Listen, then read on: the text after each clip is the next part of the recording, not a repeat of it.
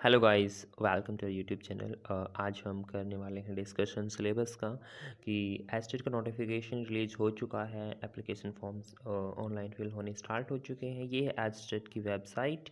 देखो, BSES.org.in आपको type करना है सर्च बार में। After that you will get this interface and उसके बाद नीचे स्क्रॉल करोगे। यहाँ पर important information for estate Hindi में बुलेटिन है, ये इंग्लिश में है और ये इंस्ट्रक्शन है एस्टेट एग्जामिनेशन के लिए। यहाँ से आप डाउनलोड बटन है, ये यहाँ जाके आप क्या कर सकते हो, डाउनलोड कर सकते हो। और डाउनलोड करने के बाद अब हम चलते हैं नोटिफिकेशन पर। This is estate notification. ये हमारा नोटिफिकेशन है। फ़ी आपको पता है कितनी लगने वाली है। कैटेगरी सिंपल जनरल कैटेगरी के लिए 1000 और फर्स्ट लेवल के लिए 1000, सेकंड लेवल के लिए मतलब दोनों कंबाइन फर्स्ट और सेकंड लेवल के लिए 1800 और तीनों कंबाइन कर दे तो 2400 फ़ी आपको पे करनी है। ऑनलाइन एप्लीकेशन फॉर्म 30/10/2023 से स्टार्ट हो गए हैं और लास्ट डेट 10/11/2023 है। करेक्शन के लिए पर्टिकुलर से है और आपको पता है। अब चलते हैं सिलेबस के ऊपर। कहाँ है syllabus? Let us check syllabus. Syllabus अब की बार एसिड वालों ने सिलेबस दे दिया है। देखते हैं क्या कुछ दे रखा है। एक्चुअली जो सिलेबस है वही रहने वाला है जो लास्ट टाइम था वही सिलेबस रहेगा। मीन्स टू से ऑफिशियली तो सिलेबस दिया नहीं था, बट प्रीवियस क्वेश्चंस पेपर के बेसिस पर हमने डिसाइड किया था कि सिलेबस कौन सा टॉपिक इम्पोर्टेंट है। वो मैंने प्रीवियस वीडियो बना रखी है, आप वहाँ जाके चेक कर सकते हो। देख लेते हैं। This is syllabus for science TGT के लिए ये हमारे पास सिलेबस दिया हुआ है। तो सबसे फर्स्ट पार्ट के अंदर सॉर्टिंग मटेरियल एंड ग्रुप। तो मटेरियल्स को किस तरीके से हमने ग्रुप के अंदर डिवाइड कर रखा है, उनकी properties, object around us,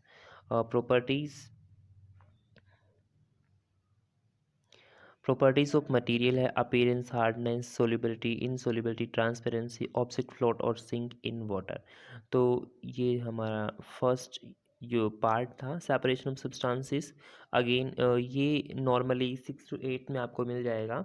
separation of substances, mixture and their types, again this is 9th class में है। Method of separation, filtration, threshing, evaporation, decantation, sieving, winnowing, ये सब आपको क्लास 8th में या फिर क्लास 9th में मिलेगा। आप चेक कर सकते हो जाके। नेक्स्ट है एसिड बेसिस एंड सॉल्ट्स। तो acid bases and salts class 10th में दे रखा, कंप्लीट है। Acid base natural indicator around us, neutralization reaction in everyday life, जो भी न्यूट्रलाइजेशन है वो सब क्लास 10th में आपको मिलेगा। Now physical and chemical change, this is also in class 10th। ये सब का सब सीबीएसई बोर्ड का सिलेबस या फिर एचपीएससी बोल सकते हो, उन सब का सिलेबस आपको इकट्ठा करके डाल दिया। कोल एंड पेट्रोलियम क्लास 8th में ही दे रखा है और किसी भी क्लास में नहीं है ना। और इसके अंदर coal, petroleum, natural gas, some natural sources unlimited. Class 8th में आपको बहुत ही डिटेल में चैप्टर है, ये वहाँ चेक कर सकते हो। Combustion and flame, again class 8 का चैप्टर है, या क्लास 8 या क्लास 7 में मिलेगा आपको। Combustion and flame I think maybe class 7 में be class 8। Next matters in our surrounding. अब हम मैटर्स इनर सराउंडिंग, तो ये क्लास 9th में है। कंप्लीट फिजिकल नेचर है, कैरेक्टरिस्टिक ऑफ पार्टिकल है, matter, states of matter, can matter change it state और इवेपोरेशन। ये क्लास आपको 9th में आई थिंक फर्स्ट या सेकंड चैप्टर ही है। Is matter around us pure, this is also in class 9। What is mixture, solution, separation of components of mixture, physical and chemical in type of mixture, class 8 में। ये भी atom and molecules, this sorry class 9th में। Atom molecule भी class 9th में मिलेगा। Atom molecule, laws of chemical combinations, molecule mole concept, keep in mind here written mole concept and molecular mass and chemical formula. This is class mole concept class 11th का आपको करके जाना है। ऐसा नहीं कि आप क्लास 9 से काम चला लोगे। क्लास 11th में जो एटम्स, स्ट्रक्चर ऑफ एटम दे रखा है एटॉमिक, उसके अंदर ही आपको क्या हाँ, सम जो फर्स्ट यूनिट है क्लास 11th की, some basic concept of chemistry, वहाँ पर आपको मिलेगा मोल कॉन्सेप्ट बहुत ही डिटेल में, और क्लास 12th में भी मोल कॉन्सेप्ट बहुत ही डिटेल में दे रखा है। तो वहाँ से आपको करना है मोलेकुलर मास कैसे डिटरमाइन करते हैं, केमिकल फॉर्मूला कैसे डिराइव करते हैं, क्लास 11th से करना है आपको, क्लास 9th पे फोकस नहीं करोगे आप। Next, structure of atom, charge particle in matter, structure of atom, electron distribution, orbitals, valence, atomic number and mass number. Again ये लिख तो दिया है क्लास 9th का, बट क्वेश्चन जब आप चेक करोगे इनकमिंग एग्ज़ाम के अंदर, वो क्लास 9 से ना होकर क्लास 11 से, कंप्लीट क्लास 11 से पूछेंगे। आप चेक कर सकते हो लेवल क्या रहता है एसिड एग्जामिनेशन का, ठीक है, जो भी एसिड का एग्ज़ाम होता है उसका लेवल क्या होता है, PYQ मैंने डाल रखे हैं, आप PYQ भी जाकर चेक कर सकते हो किस लेवल के क्वेश्चन पूछे जाते हैं। Next, chemical equation and reaction, this is class 10th chapter. Again class 10th में है ये, केमिकल रिएक्शंस है, केमिकल इक्वेशन है, type of chemical, effect of oxidation reaction, every life, class 10 का पूरा चैप्टर कर लेना है, ठीक है। तो एक्चुअली अब की बार इन्होंने क्या किया है, जो रिड्यूस सिलेबस है CBSE बोर्ड का, वही कॉपी पेस्ट कर दिया है, ठीक है। तो आप अगेन मैं बोल रहा हूँ कि आप क्लास 10 जैसे कि यहाँ पर रिडॉक्स रिएक्शन भी था, ऑक्सीडेशन, तो रिडॉक्स आप क्लास 11 से कंप्लीट कर लेना, क्योंकि वहाँ से क्वेश्चन पूछे जा सकते हैं। Metal and non metal class 10th में है। Again physical properties of metals, non metals, chemical properties, metal react with water, air and acids, reactivity series means to say electrochemistry, जो बड़े वाली रिएक्टिविटी सीरीज़ है, इलेक्ट्रोकेमिकल सीरीज़, वो आपको पढ़ लेनी है। Metals, non metals, react with pro, कैसी मेटल्स और नॉन मेटल की जो रिएक्शंस है वो, तो ये सब का सब कहाँ दे रखा है भाई, क्लास 10th में दे रखा है। Occurrence of metal extraction and corrosion its prevention, class 10th से आप कर सकते हो इसे। नेक्स्ट है कार्बन इट्स कंपाउंड, अगेन ये क्लास 10th में है। Carbon its compounds, bonding in covalent bond, chemical properties of carbon, important compound है कार्बन के, ethanol, ethanoic acids, as soap, detergent and subject related pedagogy, मतलब pedagogy related भी कुछ topic आपको दिए जा सकते हैं जी, ठीक है। तो ये हमारा सिलेबस था सिर्फ केमिस्ट्री का। Now we move on the biology portion, आगे बायोलॉजी पोर्शन का सिलेबस दे रखा है। Fundamental unit of life class 9 में है। Cell structures, function, cell division, world of living, again plants and animals, class 9 से कर सकते हो आप। Plant and animal tissue, now again plant and animal tissue आप क्लास 11 से करोगे, न कि 9 से। डाइवर्सिटी इन लिविंग ऑर्गेनिज्म, यहाँ से कुछ क्वेश्चन बन जाते हैं, हो सके तो क्लास 9 से पढ़ लो, अदरवाइज आप 11 पर भी जा सकते हो भाई, ठीक है। वेरियस प्रोसेस, लाइफ प्रोसेस, अब ये 10th क्लास का, जैसे nutrition, respiration, transportation, excretion, including various system of human beings. Again saying कि जो ये टॉपिक दे रखे हैं ये क्लास 10 से नहीं पूछे जाते, ये क्लास 11-12 को टच करते हुए पूछे जाते हैं। नेक्स्ट है बॉडी मूवमेंट्स, अब बॉडी मूवमेंट्स क्लास 11 में बहुत अच्छे से दे रखा है, वहाँ से कर सकते हो। Movement in animals, human body movements, control and coordination in plants and animals, ये क्लास 10th में भी है, कंट्रोल एंड कोऑर्डिनेशन, और क्लास 12th में भी है ये, ठीक है ना। Reproduction in organism, mode of reproduction, asexual, sexual reproduction, reproductive health, देखो आप चेक करोगे ये क्लास 10th के टॉपिक भी हैं, लेकिन ये एज इट इज़ यूनिट है क्लास 12th में, ठीक है।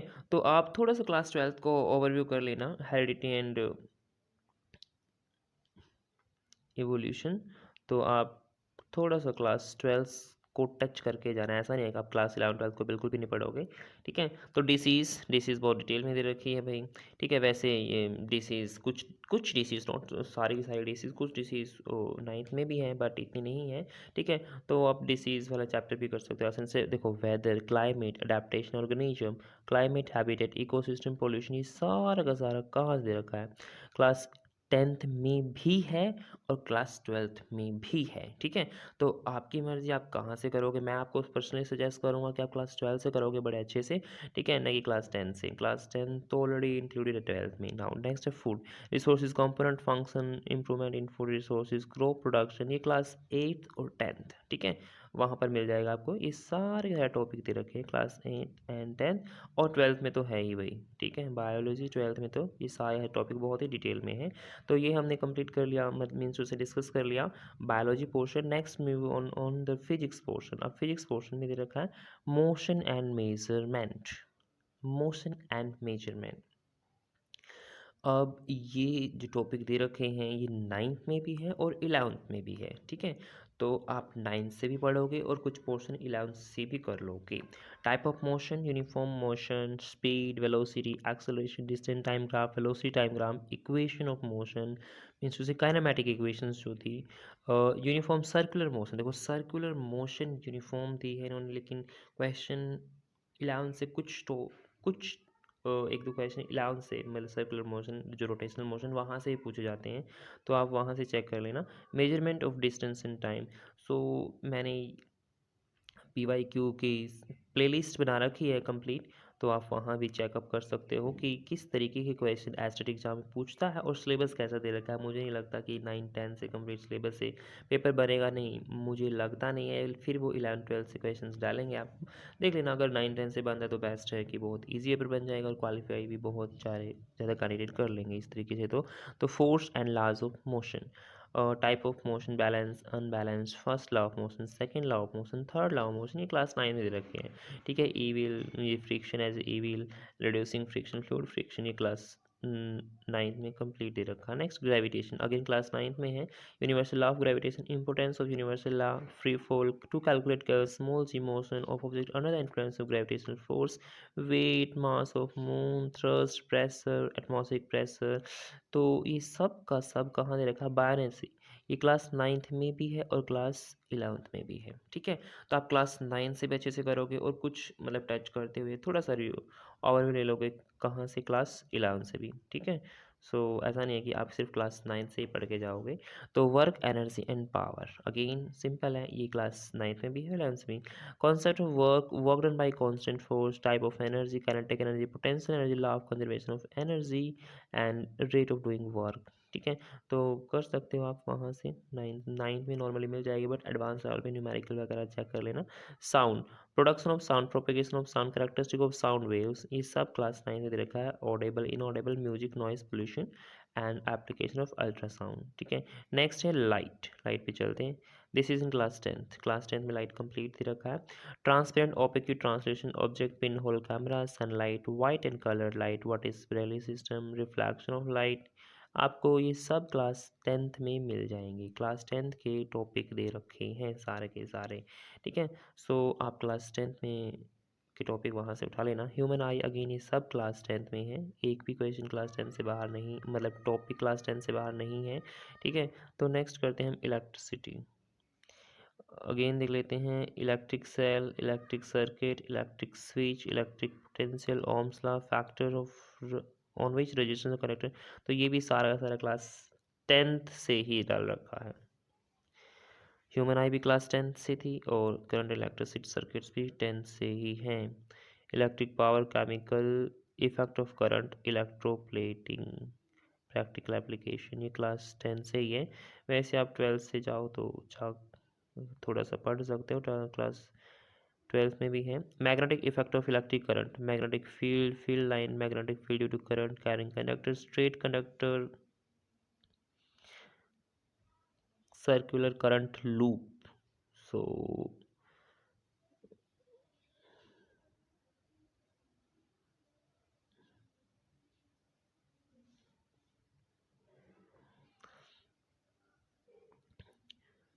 सो ये था कुछ। नेक्स्ट चेक कर लेते हैं। Next solenoid, again solenoid 10th में है। Right hand thumb rule 10th में, Fleming left hand rule, Fleming right hand rule, force current current connector in a magnetic field. Again देखो तो फोर्स करंट करेंट एक्सप्रेशन ही दे रखा, but expression आपको कर लेना है क्योंकि वहाँ से न्यूमेरिकल भी पूछे जा सकते हैं। Electromagnetic, electric field, domestic electric circuit, motor and AC.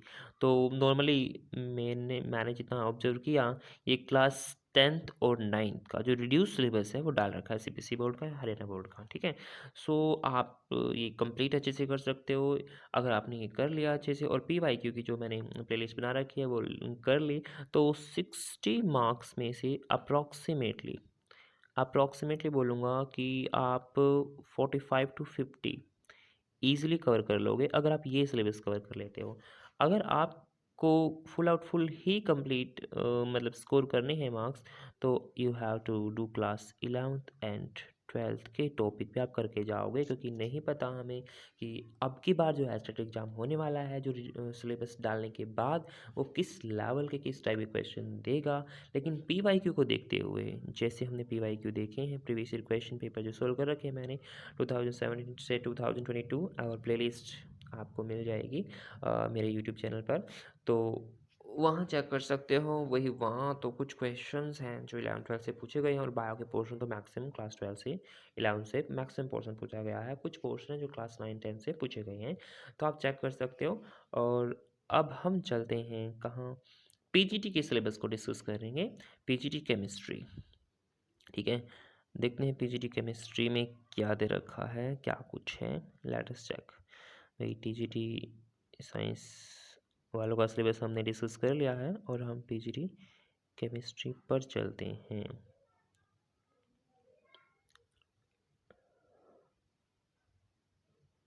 This is syllabus PGT chemistry subject portion. देखो अगेन इन्होंने यहाँ पर भी ऐसे ही किया है। ये जो ए पार्ट है ये क्लास 9-10 से डाल दिया कंप्लीट।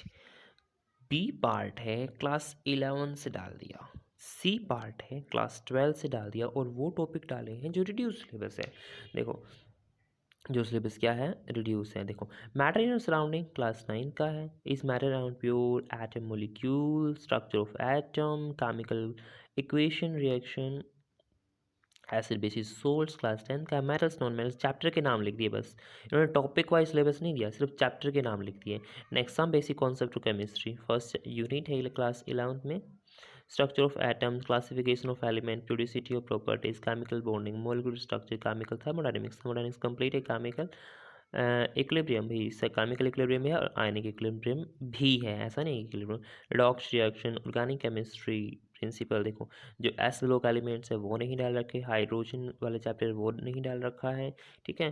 तो जो रिड्यूस सिलेबस है वही डाला है, ऐसा नहीं है कंप्लीट सिलेबस एनसीईआरटी से डाल दिया। जो न्यू एनसीईआरटी की ओर प्रिंट हुई है वहाँ से जो सिलेबस है उन बुक्स में, और वही एज सीरीज इन्होंने कॉपी पेस्ट कर दिया, ठीक है। देखो सी पार्ट में सॉल्यूशन, देखो सॉलिड स्टेट तो छोड़ ही दी इन्होंने, जहाँ से क्वेश्चन हर साल बनता ही बनता था, तो मे बी अब की बार सॉलिड स्टेट से क्वेश्चन ना आए। Electrochemistry, chemical kinetics, DNA block, देखो पी ब्लॉक तो छोड़ दिया सारा, 11th का भी छोड़ दिया और 12th का भी छोड़ दिया, ठीक है। इट मीन्स उसे रिड्यूस सिलेबस ही डाल रखा है इन्होंने। कोऑर्डिनेशन कंपाउंड पे चले गए, देखो सरफेस केमिस्ट्री छोड़ दी, general isolation principle, extraction of element वो यूनिट छोड़ दिए इन्होंने। कंपाउंड हैलो दे ऑर्गेनिक पे पहुंच गए डायरेक्ट, ठीक है। Haloalkane, haloarene, alcohol phenols and ethers, aldehyde ketone, carboxylic acid, amine, biomolecules. देखो यहाँ अभी केमिस्ट्री इन एवरीडे लाइफ वो भी रिड्यूस सिलेबस से डिलीटेड है, एंड पॉलीमर भी नहीं डाल रखा है इन्होंने, ठीक है। तो यहाँ पर क्लास 9 से लेके क्लास 12 का जो एनसीईआरटी में सिलेबस गिवन है वो सिलेबस दे रखा है। अगर आप इसे कर लोगे तो नॉर्मली मे बी अब की बार पेपर का पैटर्न कैसा मिलता है कुछ नहीं बोल सकते हो कि लास्ट टाइम और लास्ट टाइम मीन्स टू से 5 to 6 क्वेश्चन तो भाई स्पेक्ट्रोस्कोपी से आते थे, 3 से 4 क्वेश्चन स्पेक्ट्रोस्कोपी से आते थे, एक पैरासाइक्लिक से आता था, एक दो फोटोकेमिस्ट्री से आता था, ठीक है। तो ग्रेजुएशन के कुछ टॉपिक थे जो आते थे, बट अब की बार इन्होंने ग्रेजुएशन के कोई भी टॉपिक नहीं डाला, सिर्फ 11th-12th का सिलेबस डाल रखा है। तो देख लेना भाई कि क्या पता आपकी बार 11th-12th से ही एग्ज़ाम बनता हो, मे बी ऐसा हो सकता है। तो आप चेक कर लेना अच्छे से। तो ये तो क्लास 11th-12th और क्लास 9-10 का सिलेबस दे रखा है इन्होंने, बट ग्रेजुएशन का सिलेबस भी होता था, ग्रेजुएशन से भी कुछ क्वेश्चन होते थे।